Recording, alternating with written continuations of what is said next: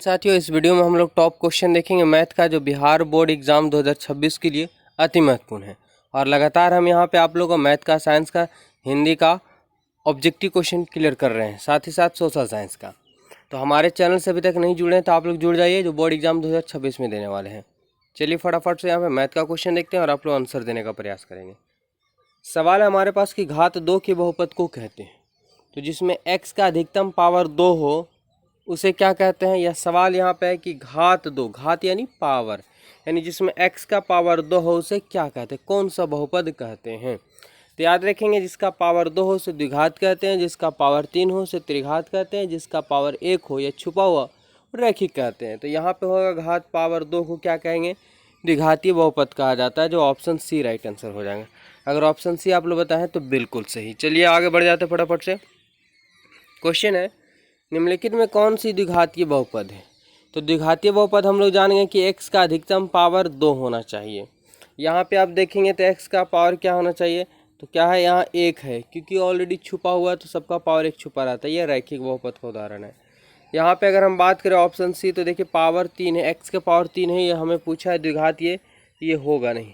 Option B यहाँ पे देख रहे हैं कि x का अधिक पावर 2 है, या इसलिए द्विघातीय बहुपद है, जो ऑप्शन यहाँ पे बी राइट आंसर हो जाएंगे। ठीक है, बहुत ईजी है और यहाँ से क्वेश्चन आपको पक्का पूछे ही जाएंगे।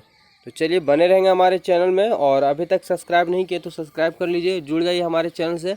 ऑब्जेक्टिव 100 में 100 पक्का आएगा।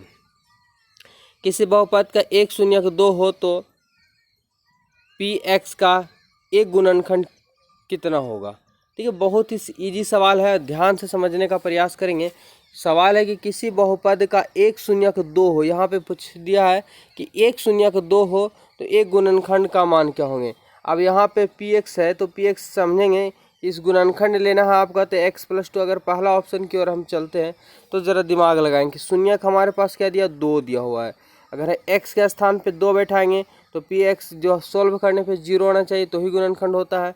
तो 2+2 4 हो जाएगा, यानी हमारे पास ऑप्शन ए इसका राइट आंसर नहीं होगा।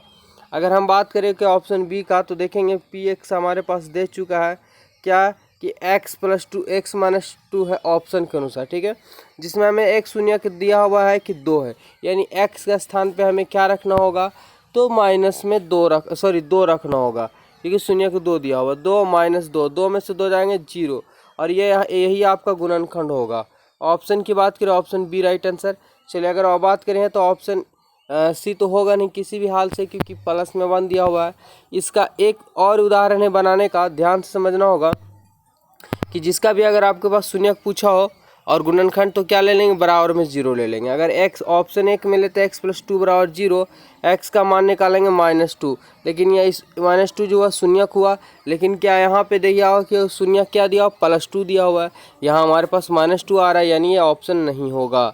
अगर ऑप्शन बी की बात करें हम, तो x -2 शून्यक निकालने के लिए 0 लेंगे, x माइनस इधर गया तो प्लस में, x बराबर 2 जो है यही शून्यक है, और क्या 2 बिल्कुल है, हाँ बिल्कुल सही है। ऑप्शन की बात करें, ऑप्शन यहाँ पे बी राइट आंसर हो जाएंगे। चलिए क्वेश्चन नंबर 4 हमारे पास कि एक चर वाले रैखिक समीकरण का हल होगा। तो एक चर वाले रैखिक समीकरण का हल केवल एक हल होता है। देखिए ax + b होते हैं, यहाँ से ax निकालेंगे, प्लस में b इधर गया तो माइनस में b, x निकालेंगे तो -b/a हो जाएंगे, यानी एक ही हल होता है। तो याद रखें, इसका राइट आंसर की बात करें, यहाँ पे क्या अनेक हल होंगे, दो होंगे, अद्वितीय होंगे, या कोई नहीं। तो अनेक भी हल नहीं होंगे, 2 भी नहीं होगा, अद्वितीय भी नहीं होगा, इनमें से कोई नहीं, केवल एक हल होते हैं। अगला सवाल हमारे पास 5 नंबर है। क्या दिया कि 1/√2 किस प्रकार की संख्या। तो देखिए √2 जो है इसका पूर्ण रूप से वर्गमूल नहीं निकल पाता है, और इस कारण से यह अपरिमेय संख्या, रूट हो लेकिन इसका पूरी तरीके से वर्गमूल ना निकलता हो तो अपरिमेय संख्या कहलाता है।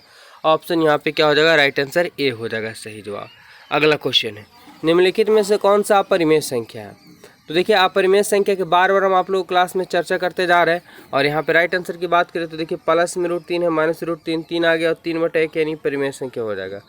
अगर हम बात करें ऑप्शन सी का, तो 3√8 दिया हमारे पास, बटा में √2 है। अगर हम बात करें कि 3 और 8 को तोड़ेंगे अगर, तो क्या टूटेगा, 2√2 टूटेगा, और नीचे में √2 से 2 कट जाएगा, 2 3 6, 6/1 लिखेंगे परिमेय संख्या। 2 में से 2 जाएगा 0, 0 बटे 1 लिख देंगे परिमेय संख्या। लेकिन पाई 2 पाई जो है वो एक प्रकार की अपरिमेय संख्या, क्योंकि पाई जो होती है कौन संख्या, अपरिमेय संख्या, रेडियन में मान होता है, जिसके कारण से ठीक है। तो ऑप्शन यहाँ पे ए राइट आंसर हो जाएंगे। क्वेश्चन नंबर 7 हमारे पास कि 2 परिमेय संख्या के बीच कितनी परिमेय संख्या हो सकती है। याद रखेंगे कि 2 परिमेय, जैसे अगर हम बात कर ले कि 2 और 3 के बीच में कितनी परिमेय संख्या हो सकती है, तो 2 और 3 के बीच में अनगिनत परिमेय संख्या हो सकती है। जैसे बट्टा में कोई संख्या ले लिया जाए, या 2.2.35 हो जाएंगे, 2.26 हो जाएंगे, तो ऐसी इस प्रकार से जो है अनगिनत परिमेय संख्या हो जाती है। तो राइट आंसर की बात करें, ऑप्शन यहाँ पे डी राइट आंसर हो जाएंगे। क्वेश्चन नंबर 8 है कि निम्नलिखित में से किसका दशमलव प्रसार शांत है। तो देखिए, दशमलव प्रसार शांत होने के लिए आप लोग बिल्कुल शॉर्ट तरीका पढ़ चुके हैं, p/2 के पावर m गुने 5 के पावर n। अगर इस रूप में पाया जाता है तो दशमलव प्रसार शांत होता है। ठीक है, अगर दशमलव प्रसार शांत होता है तो इसका राइट आंसर की बात करें हम, क्या होने वाला है, ज़रा ध्यान से समझेंगे। ऑप्शन अगर हम बी की चलते हैं तो क्या होगा, 6/15 दिया हुआ, 15 को तोड़ेंगे तो 3 और 5 आ जाएंगे। ठीक है, लेकिन हमें सिर्फ 2 और 5 का पावर चाहिए, तो ये होगा नहीं। आगे देखते हैं, 343 जो 7 का क्यू होता है तो नीचे में 7 आ जाएगा, होगा नहीं। अगर हम ऑप्शन 1 की ही बात कर ले तो देखिए इसका राइट आंसर यही होगा। कैसे कि 3 का 3, यहाँ पे 5 8 है, तो 8 को अगर हम तोड़ते हैं तो 2 से 4, 2 से 2, यानी 2 के पावर 3 हो जाएगा। 5 है तो 5 और कुछ नहीं तो 0 लिख देंगे, क्योंकि इसका मान 1 होता है। और ये जिस फॉर्मूला लिखे तो उस रूप में है, इस कारण से क्या होगा, ये शांत हो गए। तो ऑप्शन यहाँ पे ए राइट आंसर हो जाएंगे। चलिए 9 नंबर सवाल देखते हैं, क्या दिया हुआ है हमारे पास कि बहुपद 2x² + 3x + 1 को x + 2 से भाग देने पर शेषफल क्या होगा। तो देखिए, आपको लंबा भाग देने की जरूरत नहीं है, जो जिससे भाग देना उतना बड़ा शून्य निकाल लेंगे, यानी x + 2 बराबर क्या ले लेंगे, 0, x निकालेंगे तो -2, जहाँ जहाँ x मिलेगा उसके स्थान पे -2 बैठाएंगे, फाइनली आपका आंसर आ जाएगा, यानी शेषफल बचेगा। तो चलिए सॉल्व करते हैं। 2 का 2x के जगह पे -2 का होल स्क्वायर प्लस 3x के जगह पे -2 और +1 हो जाएंगे। 2 का 2 -2 के स्क्वायर करेंगे, +4 हो जाएगा, प्लस -6 हो जाएंगे, 2 तिहाई और +1 का 1, 4 दूनी 8 और +1 हो जाएंगे -6, 8 1 9 -6 यानी प्लस में 3 होगा, प्लस में 3, ऑप्शन यहाँ पे सी राइट आंसर हो जाएंगे। ठीक है, तो इस टाइप के सवाल पक्का आपको आएंगे। अभी तक हमारे चैनल से नहीं जुड़े हैं तो जुड़ जाइए। ठीक है, अगला सवाल है कि संख्याएं 4 एवं 12 के बीच में समांतर माध्य। देखिए, आपसे माध्य पूछे, समांतर माध्य पूछे, औसत पूछे। औसत मतलब ही माध्य होता है, माध्य बुरा होता है संख्या का योग बटा संख्या। तो संख्या कितनी संख्या, 4 एवं 12 है, तो 4 और 12 को जोड़ देंगे, 2 संख्या में 2 से भागा दे देंगे, 12 4 16/2 कितना आएगा, तो 8 आएगा, 8 इसका राइट आंसर हो जाएंगे। कहाँ पे ऑप्शन है, तो ऑप्शन 20 का राइट आंसर हो जाएंगे। तो टॉप 10 क्वेश्चन हम लोग देखे हैं जो बोर्ड एग्जाम में, यहाँ से 2 नंबर आपका कंप्लीट हो गया। इस प्रकार से हम मैथ का, साइंस का, सोशल साइंस का, हिंदी का ऑब्जेक्टिव चैप्टर बाय चैप्टर करवा रहे हैं। साथ ही जब टॉप क्वेश्चन जो आपको एग्जाम में पूछे ही जाएंगे, तो हमारे चैनल से अभी तक नहीं जुड़े तो जुड़ जाइए। धन्यवाद।